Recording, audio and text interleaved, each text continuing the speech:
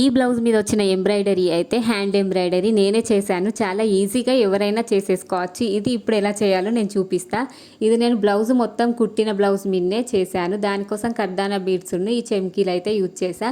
First మనం సూదికి దారం పెట్టుకొని సూదికి తర్వాత 3 కర్దానా బీడ్స్ ఒక చెమ్కీ చేసి ఇలా కుట్టుకోవాలి. స్ట్రైట్గా కుట్టుకోవద్దు, కొంచెం క్రాస్గా. నెక్స్ట్ మళ్ళీ 3 కర్దానా బీడ్స్ ఒక చెమ్కీ వేసి ఇలా ఒక షేప్ వచ్చేటట్టు చేయాలి, కుట్టుకోవాలి. నెక్స్ట్ 5 కర్దానా బీడ్స్ను ఒక చెమ్కీ వేసి దాని మధ్యలో నుండి ఇలా ఒక లీఫ్ షేప్ వచ్చేటట్టు అయితే మనం స్టిచ్ చేసుకోవాలి.